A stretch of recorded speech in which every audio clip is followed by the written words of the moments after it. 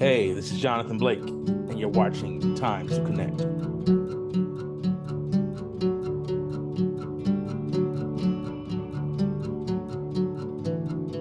Hey, Johnathan Blake, man, thank you so much for taking the time to connect. How are you, sir? John, how you feeling, man? I'm doing great. How about yourself?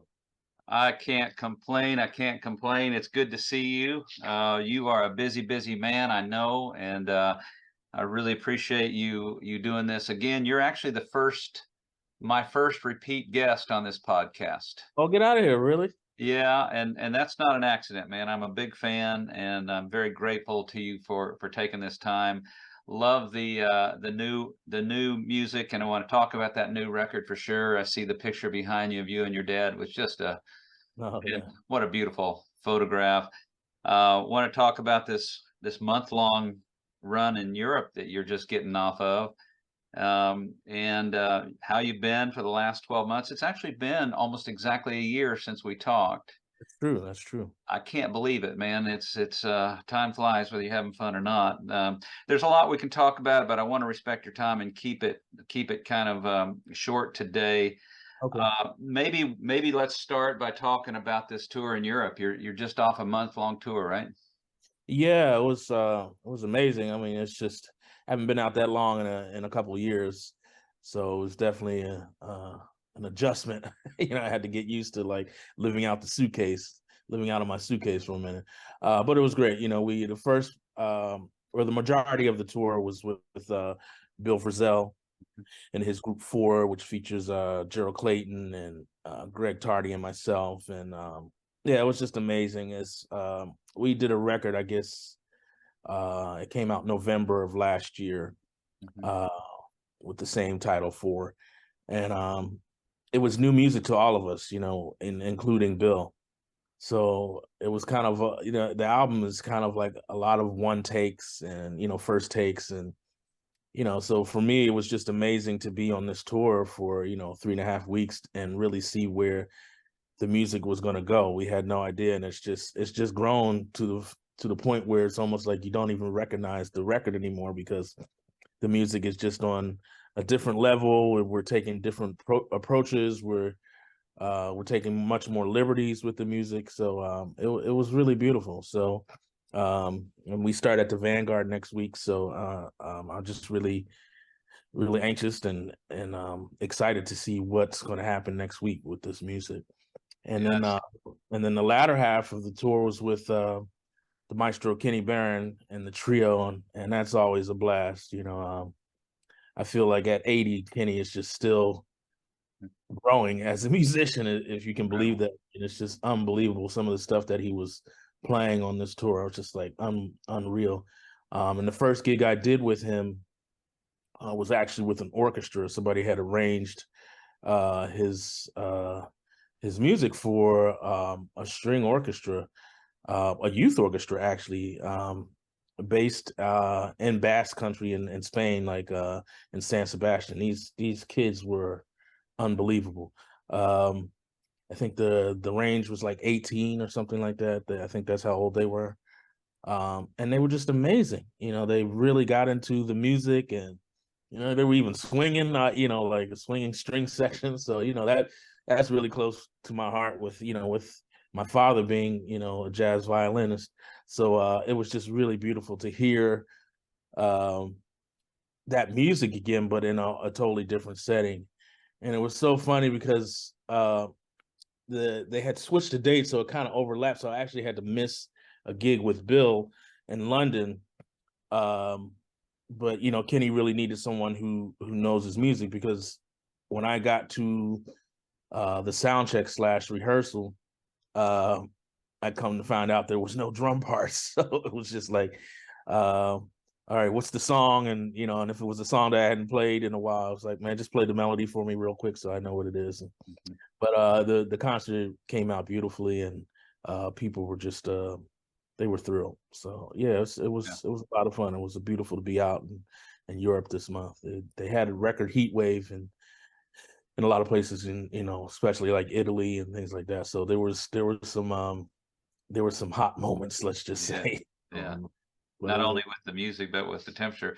Man, that's great. You mentioned Four, that record that came out. It's such a wonderful record, and it's just killing me that I can't get up to see you guys this run you have coming up. I'd really love to, but I am going to get up to New York for at the end of the month to for the record release to Oh, see you thank with you. Pentad. So I'm really looking forward to that. I'll say hi to you when at Smoke when you're doing that.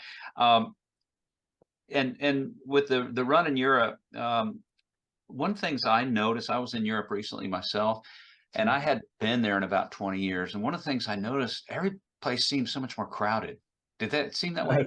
Yeah, and a lot of places, especially like, some key tourist attraction places like San Sebastian, which Yeah. is beautiful beach area, and my final gig of the tour was actually in Mallorca, which also is a tourist destination. So, and we stayed right in the center of it, So it was definitely a lot more crowded than I'm used to sometimes when I go to Europe. Yeah. But nonetheless, I think for me, I enjoy meeting people. So it's it never feels like. I mean, I'm used to it, with being in New York, it's always crowded, Yeah. That's right. That's right. So, Yeah. Yeah. so I kind of, you figure out a way to navigate through all of that. So Yeah. for me, it wasn't really a big issue. Yeah, it's not just Europe, man. One of the things when my wife and I kept saying, man, it seems a lot more crowded, as you said, especially tourist places like Paris. You try to go to the Eiffel Tower these days, and it's like Times Square all the time.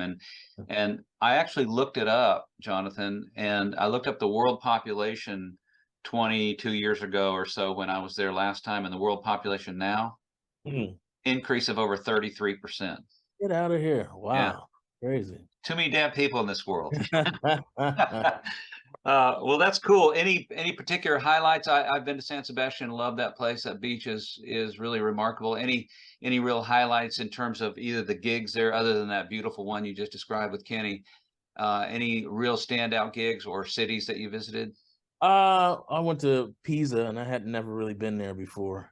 I Mm, still didn't get to the tower, but I was able to see it in the distance, and mhm, that was a beautiful concert, outdoor concert. Most of the concerts in Italy were all outdoors.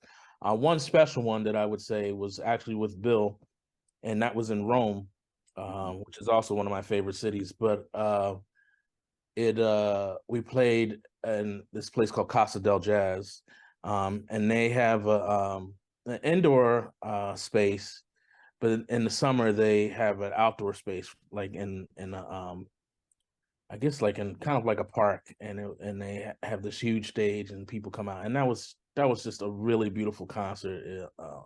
The weather was amazing, and the people are so warm and so amazing. They didn't even want to let us go. They kept asking for more and more encores, and it was just a really special moment with that band.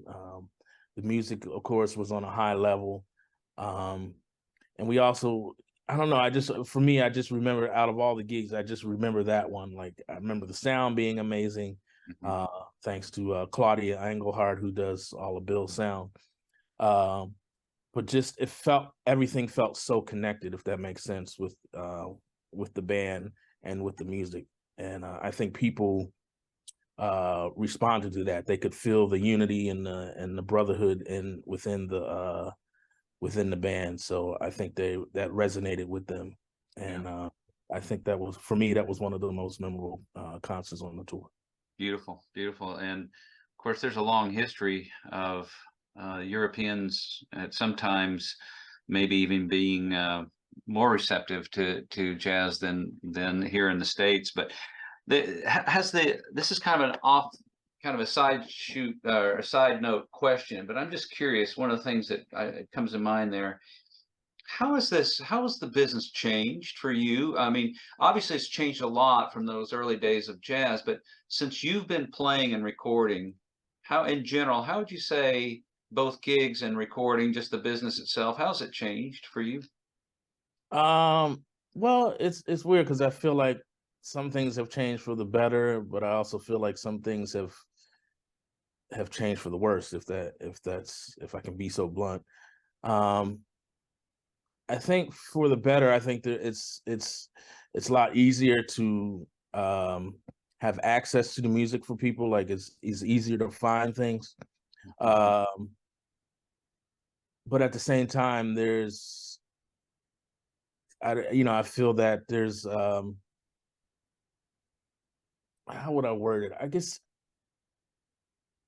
man, I guess I feel like there's not enough um like sacred, I feel like it's not I don't think the music is as sacred. I think people like are so interested in having everything right now, to the point where it's like, they want to film everything when you're at shows, or, you know, they want the information right away. So I feel that, it used to be a sacred thing when the record came out. Like you went to the store and you knew when it was coming out. They had the release date, and you waited and you sat on it, and like me, I was like one of the first people in the store at Tower Records to get whatever the new record was that I wanted.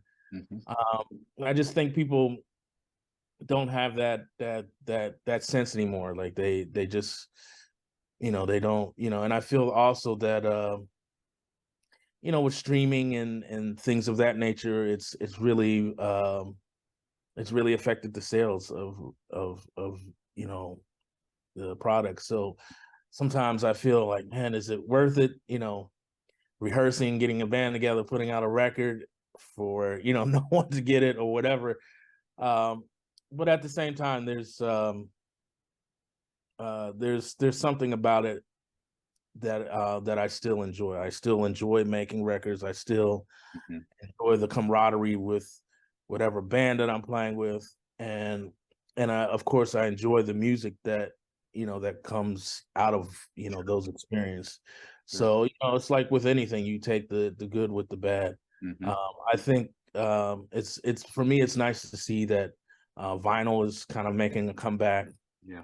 And I'm definitely hoping that Blue Note will release these records on vinyl eventually. I think they're scheduled to release the first one, Homeward Bound, later this year on vinyl. Good. And hopefully it'll do the same with Passage. So I do appreciate that, because I remember like early on, when I really got into the music, I was going to stores to buy vinyl. I remember my father having an avid collection in his basement in the studio where I would practice, and just getting lost in all those records that he had, and just being able to read the liner notes, being able to read the personnel. To me, I like that, because it was a way to get even a more insight on about who this person was, and who this person chose to play on their record. Who else were the side people in the band. So I always enjoyed that.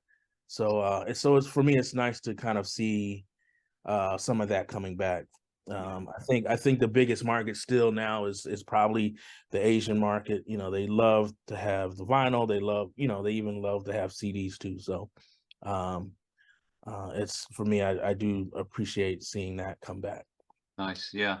Yeah. This has been a little bit of a recurring theme on the podcast, the whole vinyl versus streaming. And, it's our whole culture. It's not just music, but it's, the technology is beautiful. We can't deny it. It's unbelievable. It's really fantastic, but there's a huge downside. And one of those downsides is most people's experience with things, the relationship with music and other things, it's not as deep. That comes with the ease of it. It's just you click on a button and you have this, you have Johnathan Blake's new release just like that. Right. And it's really nice and convenient in a way, but there is that downside.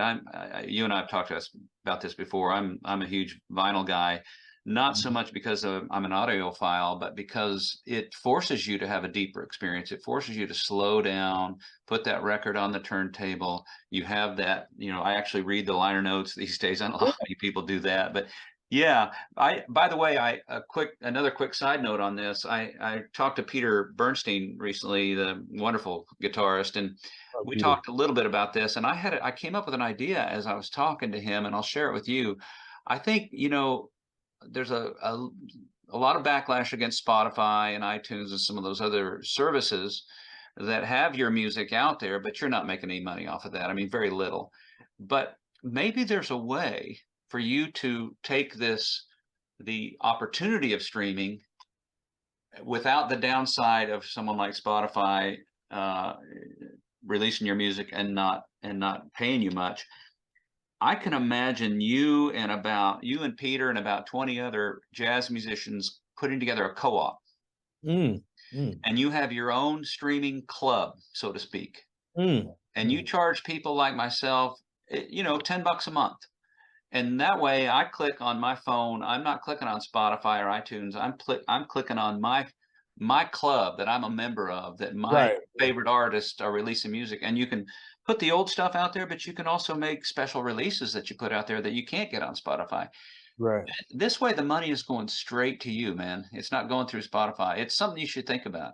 No, that's a great idea. I think also it'll really connect with your audience. Yes. Sometimes um, you don't really people don't really get to know you through Hmm. Spotify or these Tidal or these other streaming services, because it's such a wide palette, Yep. and you might get recommended. But I feel like if it's something like that where it's a group of us, like-minded individuals, I think it could be a way where we could really connect to the people that really know and Yep. love your music. So I appreciate that. That's a really good idea. Maybe, I'll talk to Peter about that too some more and see if we can come Yeah. up with a co-op. I never thought about it like that. I think it would be amazing. And I think, Well, if we get the right nucleus of people, I think it could actually really be beneficial. yeah, and let me know if I can help in any way. That's the other thing I like about it is you have the technology again allows you to connect with people globally. So even if it's, small time compared to something like Spotify or iTunes, you could Mm. easily get 10 to 20,000 subscribers worldwide. Totally. And you To- talk about $10 a month, that gets to be some Yeah, pretty serious bread that's going straight to you guys. So yeah. anyway, something to think about. Well, man, we got to talk about this new record, Passage. I've only heard the first two songs that have been released. When this episode goes live, the record will have just been released. So when people see this, they will be able to access the entire record. 10 songs, same amazing band that you had with Homeward Bound, Emmanuel Wilkins, Joel Ross, Desron Douglas, and David Varelis. Incredible. Was it the same? I think I remember you saying it was the same session that you recorded Homeward Bound. Some of it, yeah, and then we actually went back in later and recorded a few more tunes Hmm. um, that I wanted to add to recording. Nice.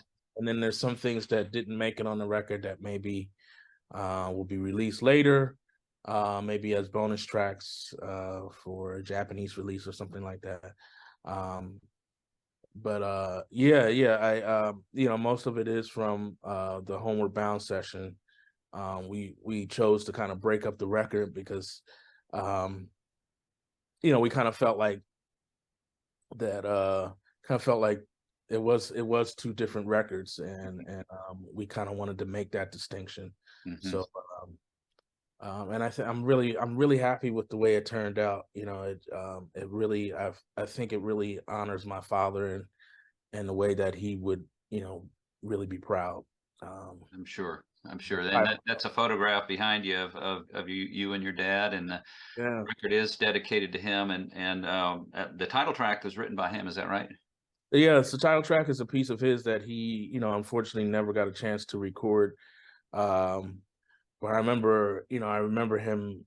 He used to have a keyboard in the house that he wrote a lot of music, especially like if he was up late at night.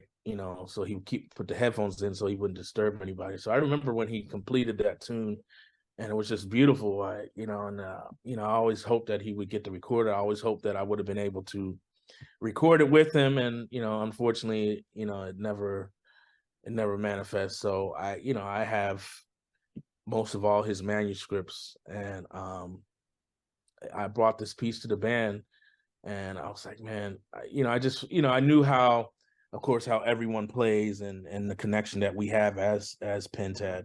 And I thought it would be a perfect vehicle for everybody to explore, and and exceeded my wildest expectations. Yeah. They took that music and really flew with it. So I'm really pleased with the way it turned out. Yeah, right on. As I said earlier, I'm really looking forward to seeing you guys at Smoke here in a few weeks. And did I read that Desron is actually now playing with Trey Anastasio? Is that right? Is he doing some stuff with Fish? Is that right? He's doing, yeah, he plays bass in Trey's band, Trey Anastasio band. Yeah, Uh, he's been right with on. them a little bit now.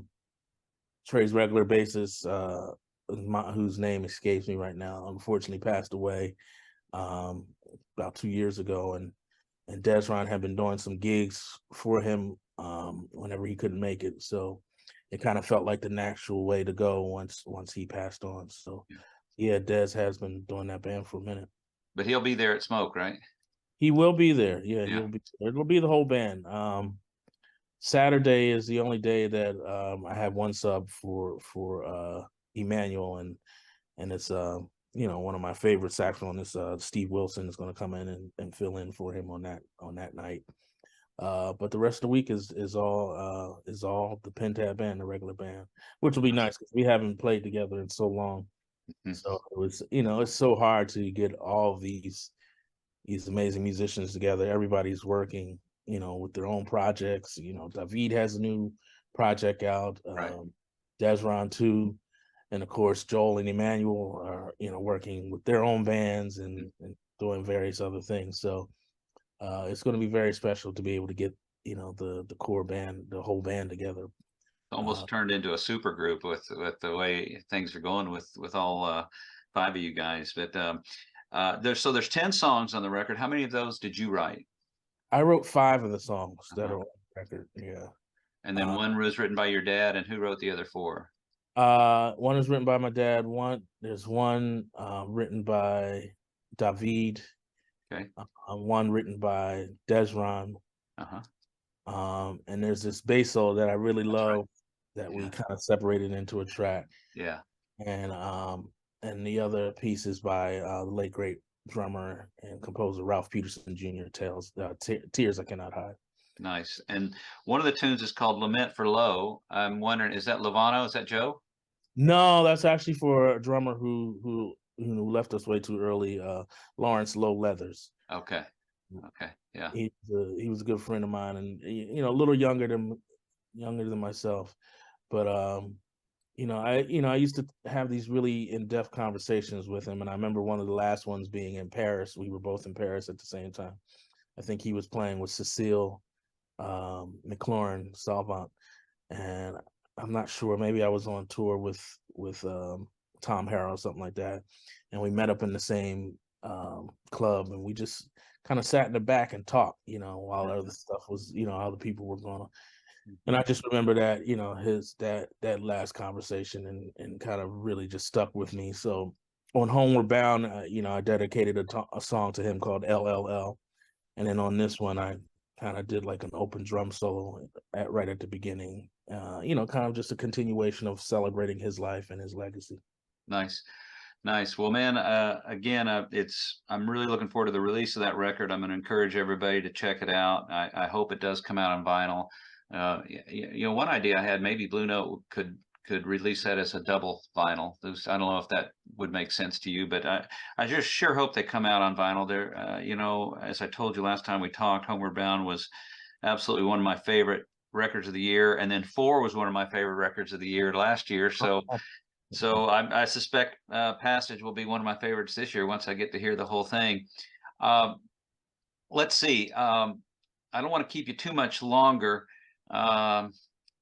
One question I had: Have you had a chance to check out the new Sonny Rollins I bio? have it right here, man. Actually, Yeah, right. it's a tome, and I talked to Aiden actually recently, and had a really nice conversation with him.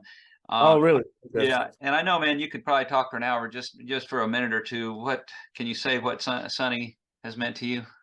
Oh man, he's just even though I've only had very few interactions with him, but he's always been, some of the things that he said um, make a lasting impression, have made a lasting impression. When he's always been a kind of a mentor and a teacher, and of course, I've just been a fan of his music and of his playing. He's such a just an amazing human being. I have a book that of his uh, that I think was just recently released, maybe right before this book, and it was actually written by one of his doctors, and these are basically, like, I think they were basically um, tape phone calls, and she kind of like transcribed some of them. Mhm. And I remember I was playing a concert in California. The doctor's based in California, um, and she handed after the set. I was playing with Ravi, and after the gig, she handed each one of us a signed copy of the book. Mm. And at that time, it wasn't out, and I just remember her flipping out, just reading through it, because it was just like his take on the world, and it was beautiful, because it was not just about the music. It was, it was just very personal, and I really dug that, because I'm always interested, of course, in the musician, but more so in the human being, the person, Yeah. and how they became who they are, Mhm. more so than the music aspect of it. Because the music is always going to be there. There's recordings, there's all this, so you can hear it. But to really get inside of Mhm. who this person, who Sonny Rollins is, this book to me really dealt with that, and I really enjoyed reading it.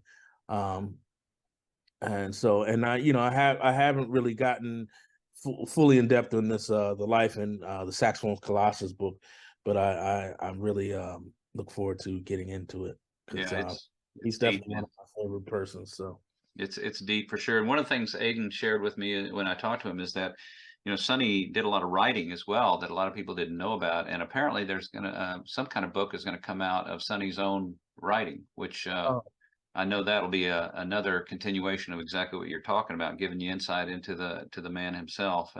yeah, that was always what struck me about him too. Like, I kind of knew that he wrote like kind of like short stories, and my grandfather, my dad's dad, was a kind of a short story writer, and he wrote poetry and stuff like that. So that kind of like, for me, when I learned that about Sonny, I was like, man, I kind of felt even more of a connection to him with that. So Yeah, right on. I hope Well, that comes. I'm going to let you go here in a second. Any future plans other than obviously this run at the Village Vanguard coming up? Do you have any records planned? Do you have any big another gig run planned? What's coming up for you? I do have. I'm going to be showcasing another band in October, in the fall, at the Vanguard for a week, and Okay. hopefully that'll be the next band that I record. A few years back, I was commissioned by the Jazz Gallery to write some music, and I wrote this suite of music called "My Life Matters," and it deals with being not being afraid to speak up and speak out when we see injustice. And at that time of writing this music, of that suite of music, um, I was seeing a lot of um, people of color, particularly African American men, and black and brown people, being abused by the people that were supposed to serve and protect us, the police. So um, I wrote this music with that in mind, and for me, it was hopefully a vehicle to kind of start the conversation, to build relations with the police. Not it wasn't to me. It wasn't about a protest. It was more about, like, just speaking out. Like some of my earlier uh, elder statesmen of this music. Being like Max or Train or Nina Simone. These people, they weren't afraid to speak up and speak out. Right. And it also deals with, like, it was also kind of something that my parents used to relate to myself and my sisters growing up, and their thing was like, if you don't say anything when you see something that is unjust or wrong, you're just as much as the problem as the person committing this act of injustice. So my way of course, from of trying to speak up is through the music. So, Suite of Music, we're going to premiere at the Vanguard in the fall, and hopefully we're there next spring of 2024, and I hope to record it live there. Well, I will be there if there's any way I can, I'll be there, man. Can you say who's going to be in that band? That band, it consists of Fabian Amazon on piano, keyboards, and effects, Dana Stevens on saxophones, young vibraphonist by the name of Jalen Baker, and Desron did the last gig, but I'm leaning towards using Ruben Rogers on the next one. I have been talking to him for a while about this project and really wanting him to see if he had time to do it. I think his sound would really work well with this configuration. Yeah. And this young vibraphonist Jalen is unbelievable. He's from Houston, and I think people like Jeremy Pelt and a few other people have started using him. He has a record that Jeremy Pelt produced that just came out, and yeah, he's gonna be the next one. I think he's just really amazing, and the vibe with him and Dana. We have in February of next year we have a week at SF Jazz, so we're gonna play that music, and then also maybe some stuff from Passage. But yeah, there's some stuff on the horizon that I'm really looking forward to. So Nice. Yeah. Well, I look forward to that as well. And as I said, here in a few weeks, I'll wave to you at Smoke, and really looking forward to that show. And Johnathan, thank you so much for taking this time. I know you're probably tired. You're just coming off of a month-long run in Europe. You've got a lot coming up, so get some rest. And thank you once again for taking this time to connect. My pleasure, John. Thank you for inviting me back on the first repeat. Yeah, right on, man. Take care. All right, you too, my friend. Bye-bye.